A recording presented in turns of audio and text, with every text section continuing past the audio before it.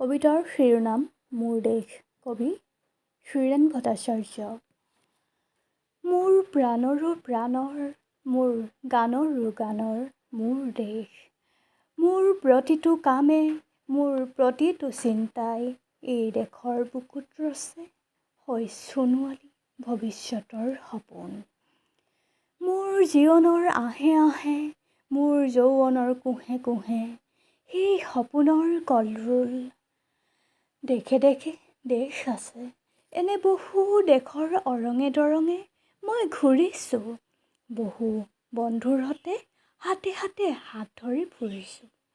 কেতিয়াবা সাগৰ পাৰত, কেতিয়াবা খেজুৰ তলত, নতুবা পাহাৰতলিত খন্তেক জিৰাইছোঁ।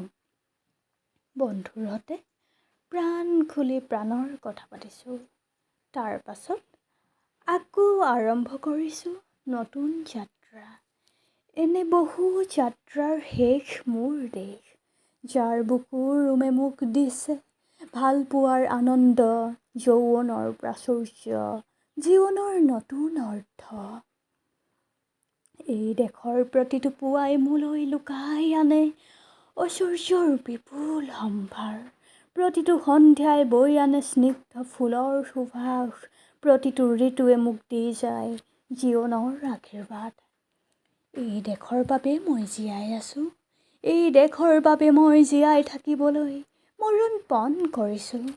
ৰনোৱা বনোৱা হালোৱা এই সকলোৰে মাজত মই আছোঁ মোৰ দেশৰ বাবে। অনৈক্যৰ মাজত ঐক্য হৈ, বিৰোধৰ মাজত সংহতিৰ সম্ভাৱনা হৈ মই আছোঁ। জীৱনে মৰণে, শয়নে সপোনে এই দেশৰ আহ্বান মই শুনিছোঁ। শত্ৰু মিত্ৰ সকলোকে মই চিনিছোঁ, সিহঁতৰ অন্তৰ মই বিশ্বাসেৰে চিনিছোঁ। শান্তিৰ চৰাইজুৰিক আজলি ভৰাই মই দিছোঁ ভঁৰালৰ এমুঠি ধান, পৰাণৰ একোটি গান, আৰুতো মোৰ একো নাই।